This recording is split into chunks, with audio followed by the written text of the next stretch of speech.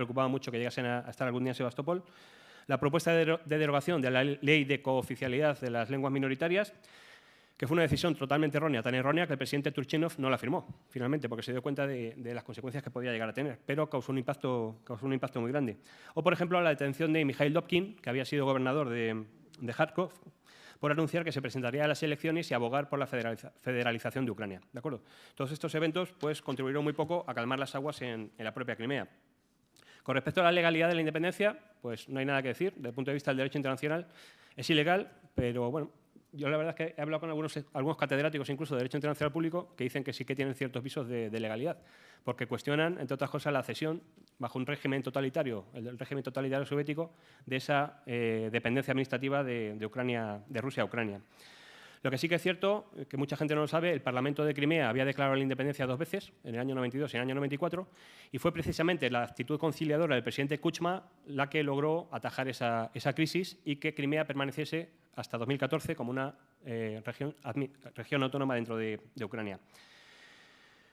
Lo que es cierto, y ahí hablábamos del tema de Rusia, es que cuando una gran potencia como Rusia considera que sus intereses vitales están en juego, pues va a tomar acción con independencia de lo que opine la comunidad internacional y de las consecuencias que le pueda conllevar. Y eso es lo que hemos comprobado en este caso.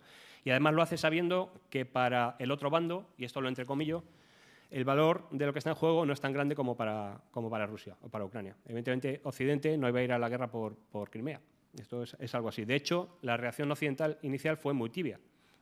Las sanciones posteriores a la anexión de Crimea pues fueron francamente tibias. Se daba casi como un hecho consumado que Rusia se iba a quedar con Crimea después de la revolución. No así con toda la crisis tremenda del Bajo Don. Con respecto a Crimea, también destacar que claro, Crimea era la única región de Ucrania en la que los rusos étnicos eran mayoría, a diferencia del Bajo Don. Y esto pues, se reflejaba también en diversas encuestas de la opinión pública. El Razumkov, volviendo al Razumkov Center, en 2008 hizo un estudio muy concienzudo sobre el encaje de la región de Crimea en Ucrania.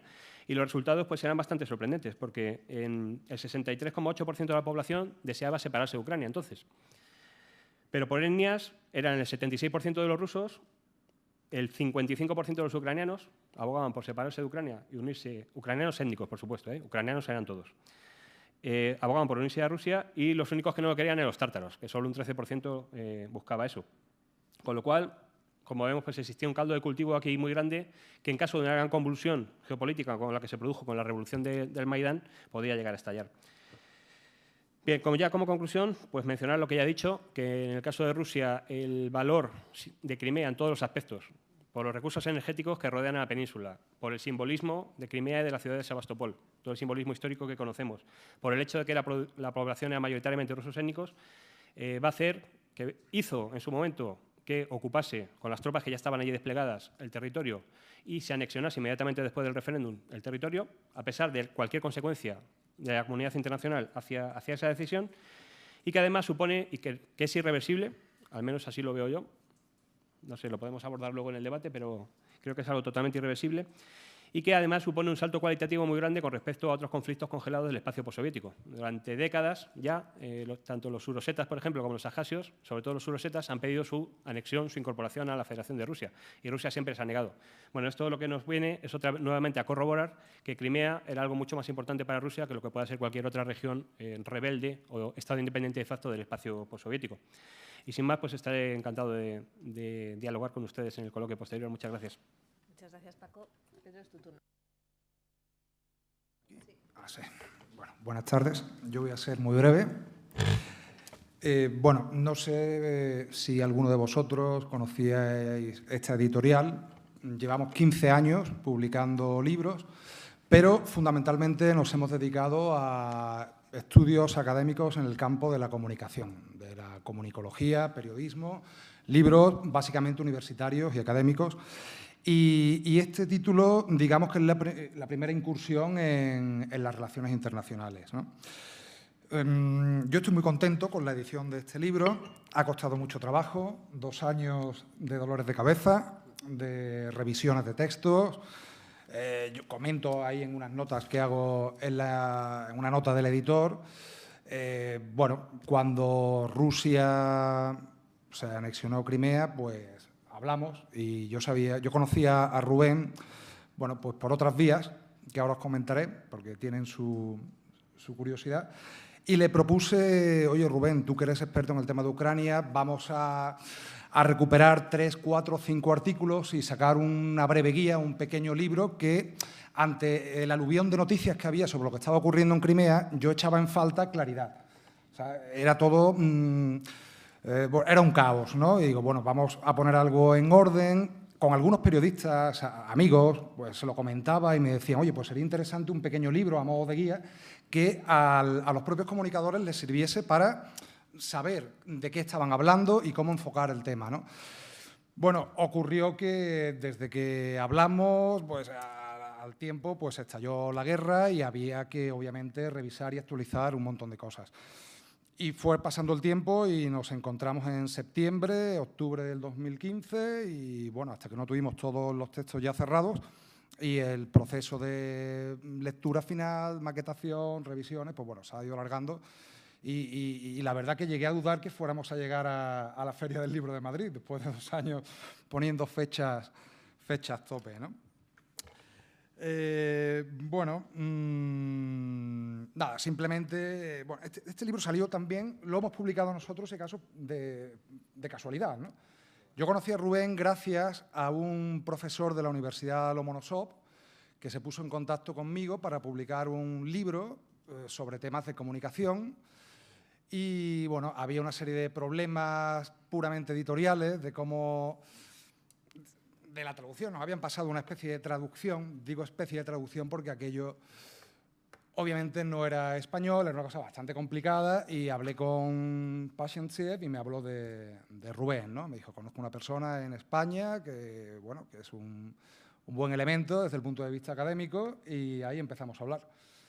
Y, bueno, aquel proyecto no llegó de momento a nada, sigue ahí parado, pero se cruzó la revolución del Maidán y los acontecimientos posteriores y, bueno, y de aquello pues salió este libro en nuestro catálogo. Y poco más que deciros. Espero que os guste el libro, es un magnífico libro, muy bien documentado. Comentaba Cristina y, bueno, ahora lo podréis comprobar, cuando abráis el libro veréis que hay, bueno, pues a lo largo de todas sus páginas hay una especie de gráficos que podéis ir viendo y son códigos QR, es una representación gráfica de direcciones de Internet. Esto es muy cómodo porque tú vas leyendo cualquier tema concreto, por ejemplo, aquí tengo ¿cómo ponéis? Conversación entre Ashton y Pate, veo cada día peor. Bueno, si te interesa en concreto de lo que sea, efectivamente, lo que estás leyendo, pues con estos códigos QR, todo el mundo tiene hoy en día un teléfono móvil, se baja gratuitamente un lector de códigos QR, enfocas y puedes ver, pues hay 100 y pico de vídeos, ¿no, Rubén? Si no recuerdo exactamente cuántos, pero hay muchísimos. Entonces, bueno, es un libro en papel, pero multimedia, ¿no? O sea, nos evitamos tener que andar con ebooks que son desagradables de leer, la vista molesta, el libro en papel. Creo que tecnológicamente es uno de los mejores artefactos que se han inventado nunca y lo van a tener duro los integrados, ¿no? Quizás los integrados en los nuevos medios, como decía Humberto Eco. Pues nada, simplemente damos paso al debate, que imagino que habrá preguntas y espero que os guste y lo disfrutéis. Bien, muchas gracias, Pedro. Vamos a empezar. Voy a tomar 2 o 3 preguntas que luego contestáis. Les voy a pedir que se identifiquen al hacer la pregunta y si hay alguien en concreto a quien quieran hacérsela. Sí, buenas tardes. Me llamo Ángel Luis Encinas.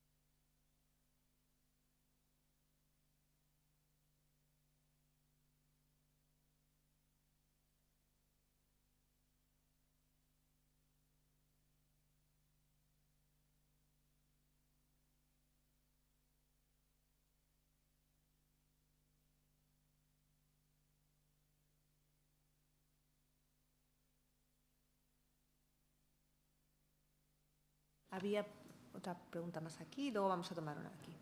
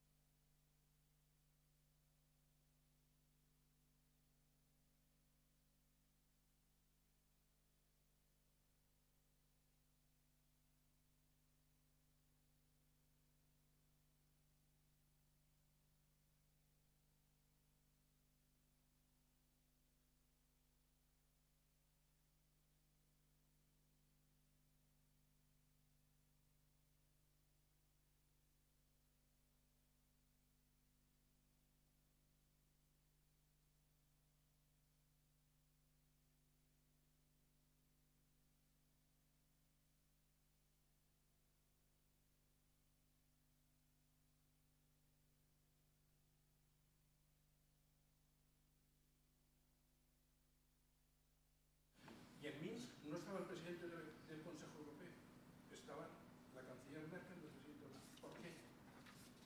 Muchas gracias. Aquí había otra pregunta, ¿verdad? Luis González García, de la Universidad de Salamanca.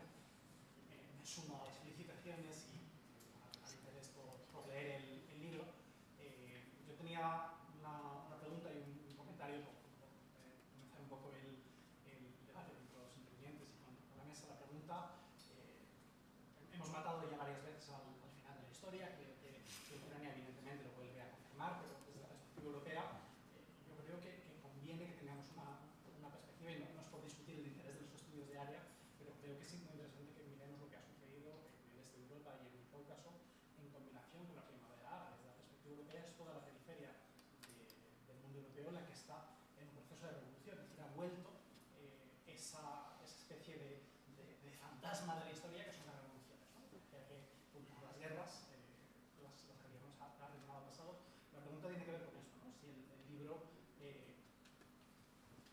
analiza, digamos, la perspectiva desde la sociedad civil, los actores no iba a llamar del conflicto, pero digamos de la revolución del Maidán, ¿no? Es algo que me sumo, ¿no? A la falta de información que hemos tenido desde España. Cuesta mucho identificar quiénes son las fuerzas sociales que contribuyen a este cambio de régimen. Y dos, por revisar un poco desde la perspectiva de la Unión Europea, no sé si la Unión Europea, espero que no, azuzó el conflicto. En ese sentido estoy de acuerdo, no creo que sea que la Unión Europea provocara la caída del presidente Yanukovych, pero digamos, tenemos y esto es lo que creo que también discutir en esta casa, hasta qué punto no podemos reinterpretar la Unión Europea como un actor realista. Es decir, con el tratamiento del conflicto en Ucrania, creo que se acaban 15 años de interpretaciones o sobre la Unión Europea como un actor de poder blando, ¿no? Como un actor digamos, que promovía a través de la condicionalidad la transformación de su entorno hacia un actor que, en un contexto en el que evidentemente el presidente de Ucrania es depuesto a través de procedimientos ajenos a la Constitución, y eso en ningún momento la Unión Europea lo ha considerado como un obstáculo a entablar o a continuar las relaciones con el país, lo cual deberíamos haber esperado precisamente en esa óptica de la condicionalidad que una ruptura de la constitucional motivara una revisión de las relaciones antes que una aceleración. Por lo tanto, desde la perspectiva europea creo que tenemos mucho que aprender también sobre cómo se ha gestionado el conflicto de Ucrania. Muchas gracias. Empieza Rubén a contestar y luego seguimos con vosotros. Perdona. Voy a contestar a Ángel Luis Encinas, a quien le agradezco su presencia aquí, y a Julián también. En principio, las fuentes, bueno, pues obviamente cada autor ha utilizado sus propias fuentes, pero en mi caso tengo que comentar, bueno, pues tanto libros, prensa ucraniana, rusa y también estancias de investigación en Ucrania y en Rusia. Y, por ejemplo, la última de ellas, en septiembre del año 2015, el año pasado, en Moscú, pero también en Kiev y Lviv, y tuve la oportunidad de entrevistar a altos cargos y a personas que fueron muy relevantes durante el periodo del proceso de la revolución, del Maidán. Por ejemplo, entre ellas a Andriy Parubi, que era la persona que estaba al frente de las denominadas autodefensas del Maidán y que después pues, formó parte del gobierno. De hecho, los siguientes meses, en el primer gobierno post-Maidán, él fue quien estuvo al cargo del Consejo de Defensa y de Seguridad Nacional, o lo que es lo mismo, al cargo de los primeros meses de las operaciones en el Donbass. Y cuando le entrevisto yo, él sigue siendo parte del gobierno y, de hecho, lo entrevisté en su despacho en el edificio de la Rada Continua al que está el Parlamento en sí, ¿no? Y comento en concreto el caso de Andriy Parubi porque una de las, yo creo, cosas más ricas a nivel empírico que ofrece el libro es su testimonio de cómo en las últimas semanas de lo que es la movilización del Maidán, en las autodefensas y en colaboración con lo que se llamó el Consejo de la Rada Nacional, que era como una especie de gobierno paralelo, ¿no?, que se había establecido en el Maidán, decidieron que había que poner en marcha un plan de escape de seguridad hacia Lviv en el caso de que finalmente Yanukovych tomara por la fuerza la plaza del Maidán y empezara una serie de arrestos masivos, tanto a líderes políticos como a manifestantes y activistas. Y él me comentó, Parubi, cómo se había montado todo un dispositivo con autobuses para llevar a los activistas, si llegaba ese momento crítico, hacia Lviv, donde empezaría un proceso de resistencia nacional, armada, por supuesto. Y esto es algo que está en el libro. Yo hasta ahora no lo he leído en ningún sitio. Quiero decir, tampoco fuentes ucranianas o rusas. Creo que es algo con un valor empírico de este libro, pues, en mi opinión, encomiable. Y además, pues, bueno, la propia entrevista con el señor Parubi está grabada, por supuesto, con su permiso. Y a Julián le diría que disiento enormemente de su posición. Y voy a también mencionar hechos empíricos al respecto. La misma tarde, el 22 de febrero, que la Rada aprueba el proceso de impeachment que no cumple con los mecanismos constitucionalmente instituidos, Yanukovych, es el 22 de febrero, Yanukovych ofrece una entrevista en una televisión local de Kharkiv en la que hace un speech amplio, pero entre otras cosas dice, bueno, ahora, tras haber firmado un acuerdo en el que los enviados por parte de la Unión Europea, que habían sido, si no recuerdo ahora mal, ministro de Asuntos Exteriores francés y Alemania, sí. Y él reclamaba que ellos servían como garantes del acuerdo, dado que por la mañana ya se le había destituido, esperaba de ellos que ejercieran esa garantía. Bueno, pues lo que tenemos es que no solamente después, sino es que ya una hora o dos antes, toda una serie de mandatarios y de altos cargos europeos habían felicitado y dado el reconocimiento a ese gobierno. Entre otros, por ejemplo, un Twitter que también cito en el libro de Martin Schulz, presidente del Parlamento Europeo. Quiero decir, está ahí. Hombre, yo creo que es un apoyo dar un reconocimiento a un gobierno que no ha llegado por mecanismos institucionales. En fin, es apoyo. Y también daré otro dato. En el Maidán hubo 47 altos cargos occidentales apoyando la movilización. Quiero decir, por ponerlo en términos gráficos a nuestros ojos actuales, 47 riberas en el Maidán. 47, no uno, 47.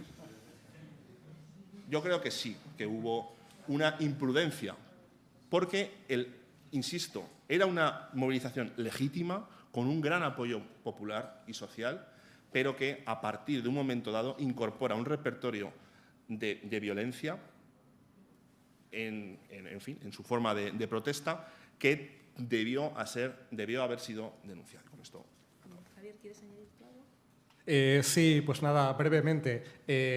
Empezando por el final, quizá, pues lo que comentaba Luis, la conexión, por supuesto, y naturalmente los estudios de área también necesitan ser complementados con estudios comparados más amplios como es natural.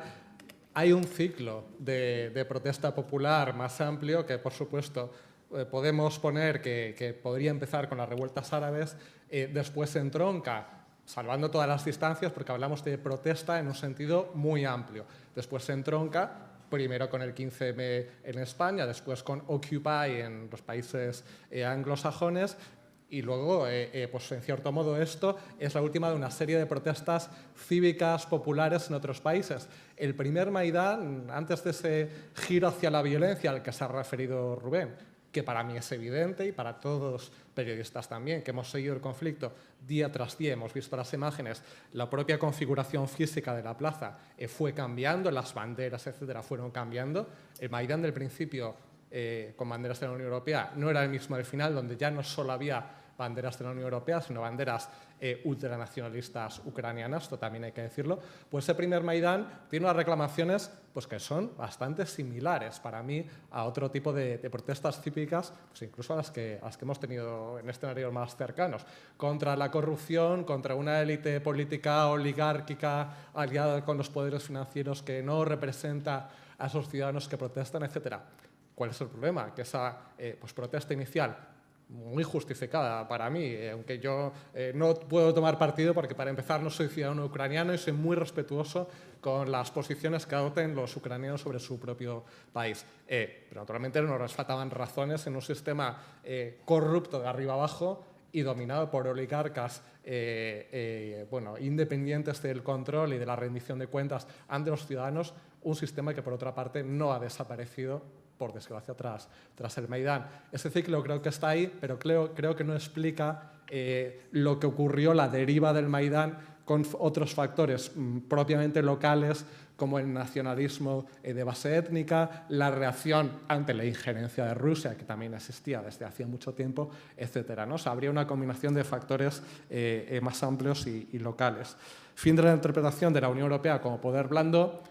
Yo creo que el poder de la Unión Europea que ejerció, y ahí entro con la pregunta anterior, que coincido con los comentarios de Rubén, la Unión Europea no solamente ejerció ese poder de tracción, poder blando, porque la Unión Europea fracasó, tuvo éxito al convencer a la mayoría de la población ucraniana, que naturalmente desea optar por una vía proeuropea antes que por otra alternativa geopolítica, pero fracasó al convencer a quien tenía que tomar la decisión, que era el presidente elegido mediante unas elecciones que estaba en el poder en ese momento y con el que se estuvo negociando durante los meses anteriores y se creía que iba a firmar el acuerdo.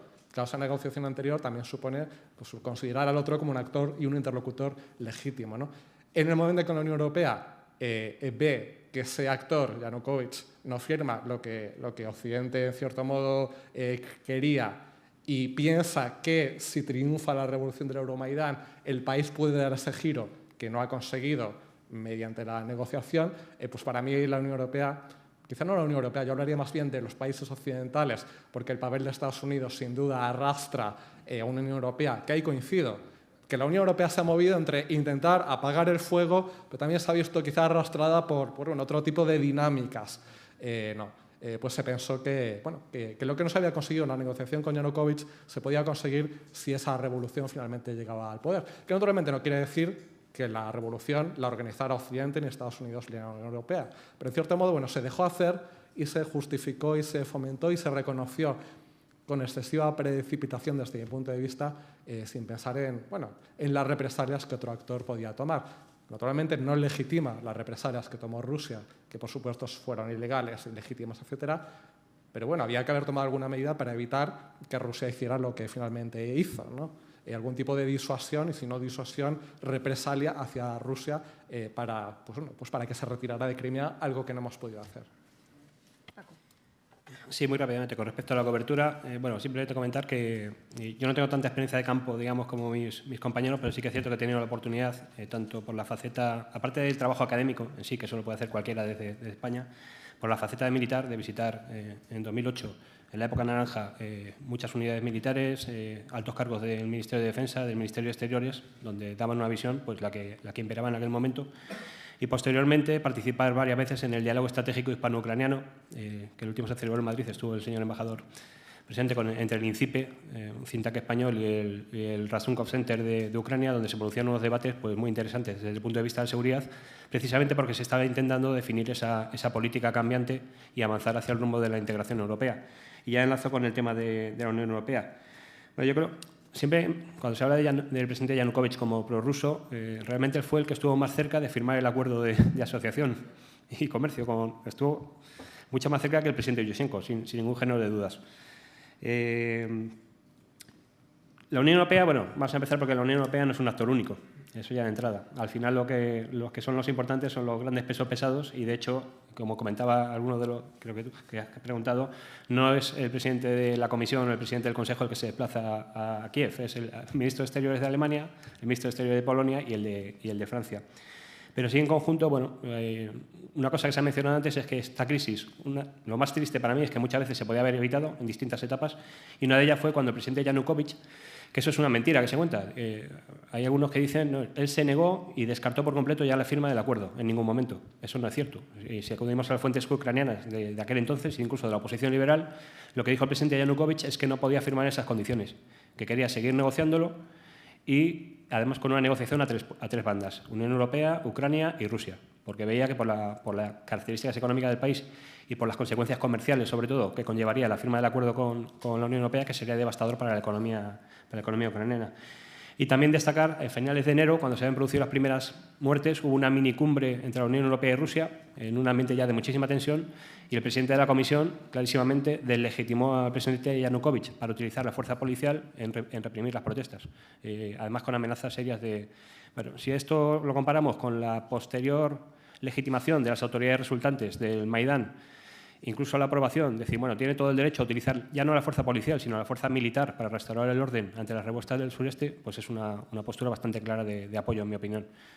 Y bien, lo del tuit del presidente del Parlamento Europeo efectivamente fue bastante llamativo. En concreto decía que la situación en Kiev era muy fluida y que estaba muy satisfecho de cómo se estaban evolucionando los eventos, de la comunidad internacional y de las consecuencias que le pueda conllevar. Y eso es lo que hemos comprobado en este caso. Y además lo hace sabiendo que para el otro bando, y esto lo entrecomillo, el valor de lo que está en juego no es tan grande como para Rusia o para Ucrania. Evidentemente, Occidente no iba a ir a la guerra por Crimea.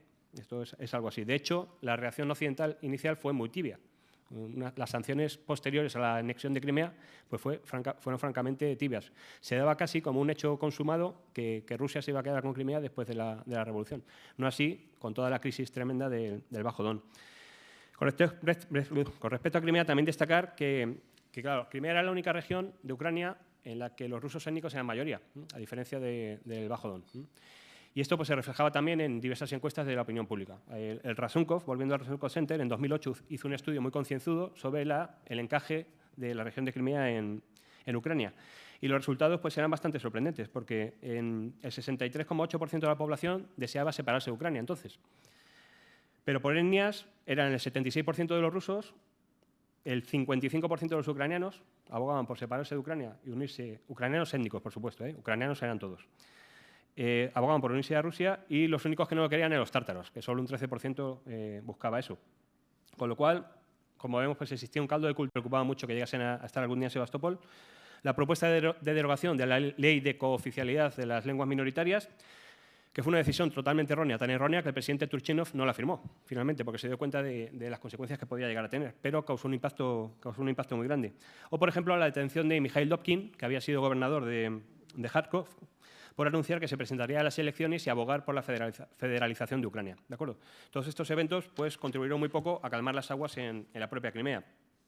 Con respecto a la legalidad de la independencia, pues no hay nada que decir. Desde el punto de vista del derecho internacional es ilegal, pero bueno, yo la verdad es que he hablado con algunos catedráticos incluso de Derecho Internacional Público que dicen que sí que tienen ciertos visivos aquí muy grande, que en caso de una gran convulsión geopolítica como la que se produjo con la revolución del Maidán, podría llegar a estallar. Bien, como conclusión, pues mencionar lo que ya he dicho, que en el caso de Rusia el valor de Crimea en todos los aspectos, por los recursos energéticos que rodean a la península, por el simbolismo de Crimea y de la ciudad de Sebastopol, todo el simbolismo histórico que conocemos, por el hecho de que la población era mayoritariamente rusos étnicos, va a hacer, que hizo en su momento que ocupase con las tropas que ya estaban allí desplegadas el territorio y se anexionase inmediatamente después del referéndum el territorio, a pesar de cualquier consecuencia de la comunidad internacional hacia esa decisión, y que de legalidad, porque cuestionan, entre otras cosas, la cesión bajo un régimen totalitario, el régimen totalitario soviético, de esa dependencia administrativa de Rusia a Ucrania. Lo que sí que es cierto, que mucha gente no lo sabe, el Parlamento de Crimea había declarado la independencia 2 veces, en el año 92 y en el año 94, y fue precisamente la actitud conciliadora del presidente Kuchma la que logró atajar esa crisis y que Crimea permaneciese hasta 2014 como una región autónoma dentro de Ucrania. Lo que es cierto, y ahí hablábamos del tema de Rusia, es que cuando una gran potencia como Rusia considera que sus intereses vitales están en juego, pues va a tomar acción con independencia de lo que opine